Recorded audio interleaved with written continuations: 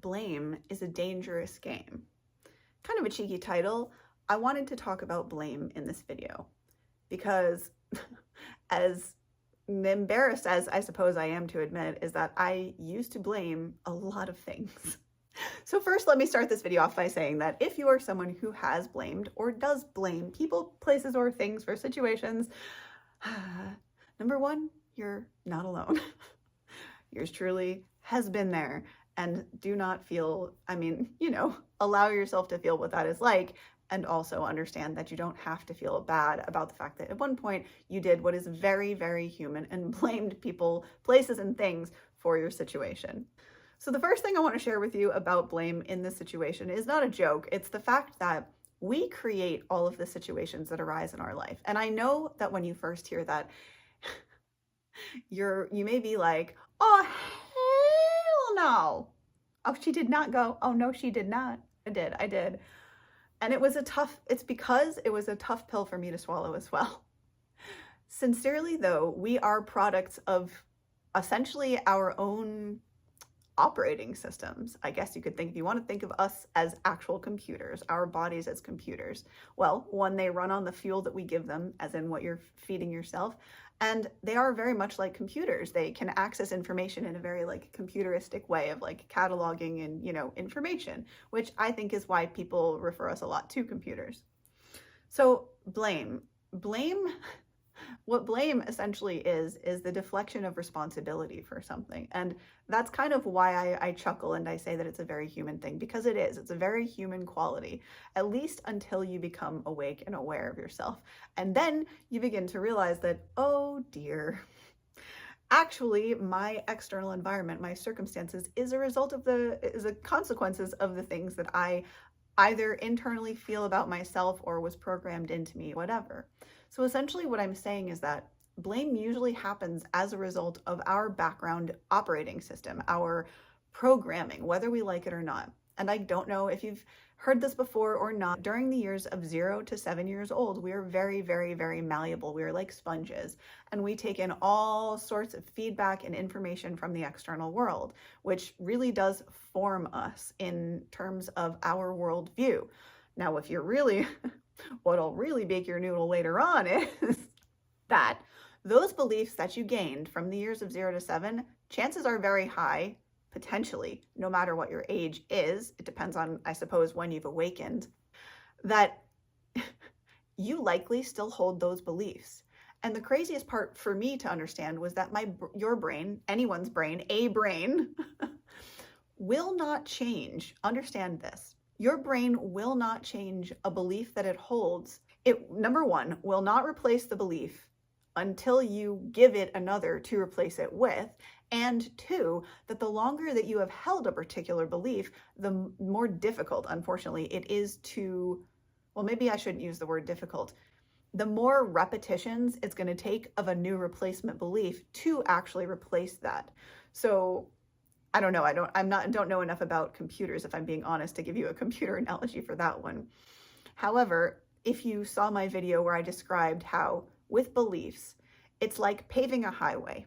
And every single time you, for example, in the process of forming a new belief, say that affirmation, and please take this on, every single time you say the affirmation, it is only the width of a teeny weeny, I don't even know, you wouldn't even be able to see one strand of my hair. Essentially, it's like laying you're only paving one little bitty strand of hair on that highway at a time with each single affirmation.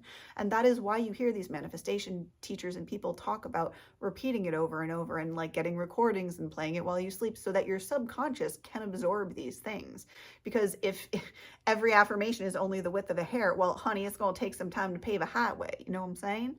So I don't know why I went southern there, but hey, she out, she here, we with it, we're here for it. Blame, I want you to understand something, because again, I lived through this. As with every lesson that you will find on this channel, you are not alone, because honey, I have lived it. I keep calling y'all honey today. I don't know what's up with that. I'm just feeling sweet, I guess. And I'm southern again. We're just visiting the South.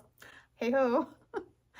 So my point was that I used to blame, and I really do mean this, although I'm chuckling through a great deal of this video and making jokes, I really did truly and sincerely blame everyone, everything, and every scenario possible, rather than accepting the responsibility for the fact that I did, in fact, create these. Now, I want to explain that because it might not make sense to some of you otherwise.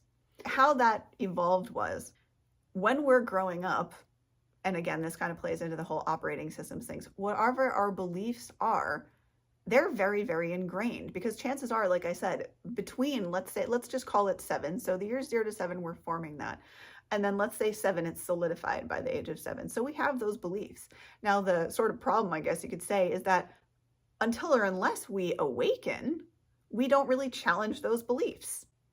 And as I said, that's why I was joking before that it's kind of crazy until or unless you actually do make the effort, the intentional goal of like, I'm going to change this belief that I've held for forever, that it won't work unless you repeat it enough. Because again, one single strand of hair on the entire highway that you're trying to pave, which is essentially a way that you can think of it when it comes to forming a new neural pathway in your brain, in your noggin.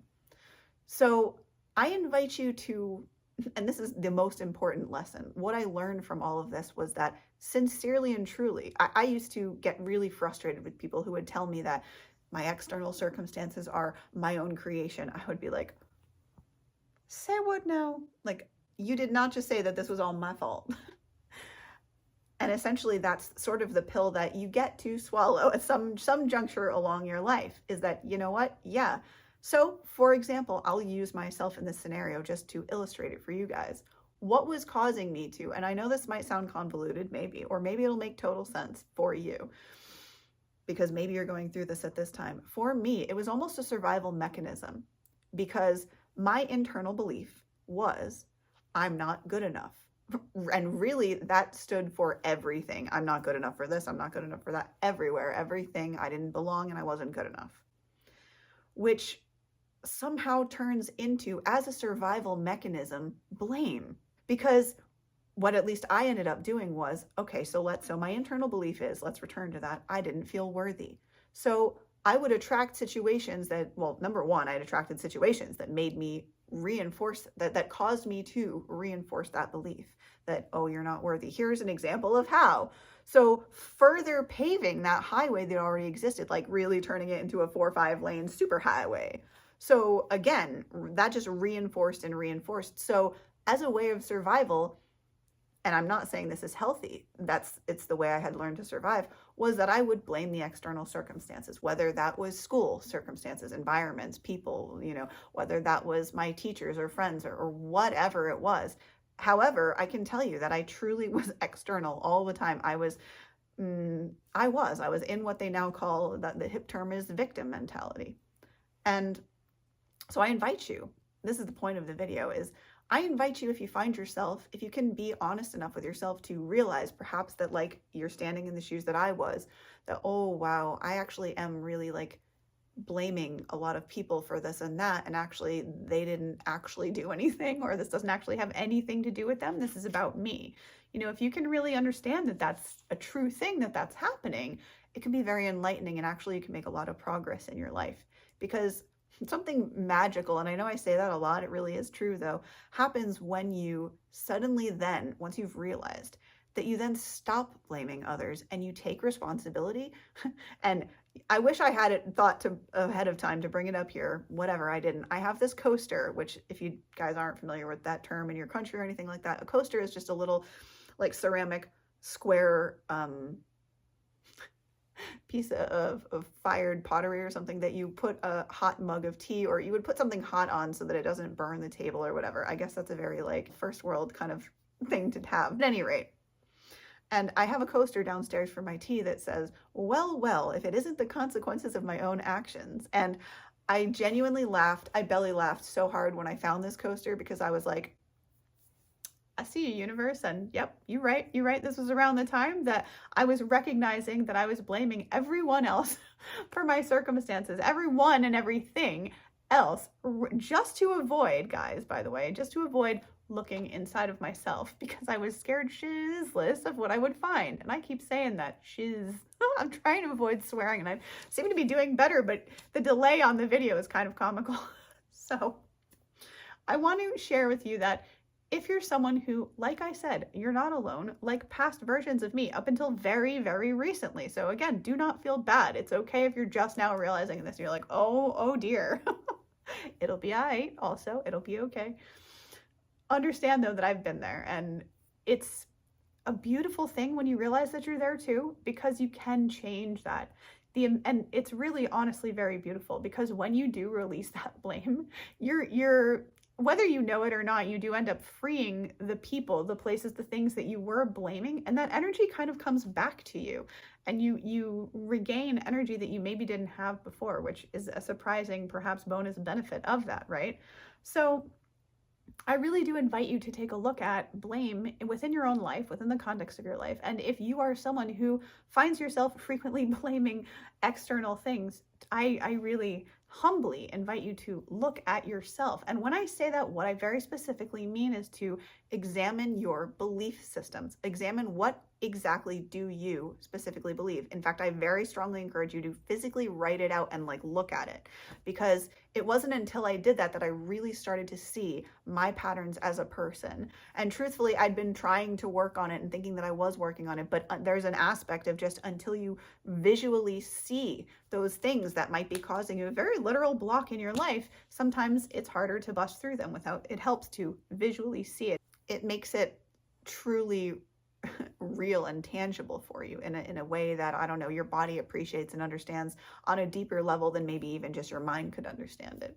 So I invite you to examine the blame in your life, and I really do invite you to release it and let it go and understand that actually the funny part is you will get so much farther in life, and you'll feel so much better in yourself and with the people that you experience externally, because they're now free from the blame, you know, and you will feel better too. You really will feel a sense of relief from it.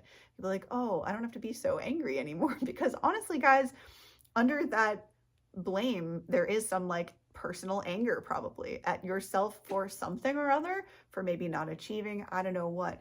I invite you to examine it, because you don't have to carry that. And it's a really, although the journey of looking within is not easy, and hopefully no one who's really telling you the truth will tell you that it is easy. However, it is worthwhile. It really is. And it's tough to look yourself in a mirror and be like, those are my patterns. Oh, shoot. Okay, I've been doing that a while. And like I said, to then begin the task of laying one strand at a time, this new belief system. It's why I did the video you might have just seen before about dedication, because this whole thing with blame let me look at dedication in a new way. So anyway, that's a tangent for another day. If this video has helped you, please do share it with anyone you think that it may also serve. Subscribe to the channel, because it really helps me out as a small content creator, trying to get the message out there to those who need to hear it. And last but not least, if you, my beautiful spirit soul, do need any support or coaching yourself, please don't hesitate to reach out at this email address, which is always linked down below as well, where it would be my pleasure to serve you in any way that I can, particularly if it comes to your health. So have a beautiful and a blessed rest of your day or night whenever you are seeing this, and I will see you, beautiful, beautiful cats, in the next video. Namaste, much love, and stay healthy. Bye.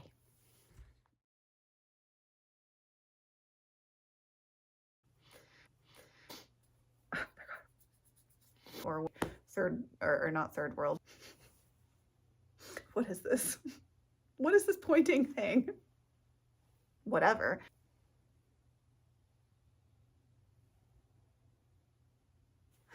Oh, Lord. We don't really challenge those beliefs. But what'll really bake your noodle later on is, oh, hell no. Oh, she did not go. Oh, no, she did not. Honey, it's going to take some time to pave a highway. You know what I'm saying? I'm just feeling sweet, I guess. And I'm Southern again. We're just visiting the South.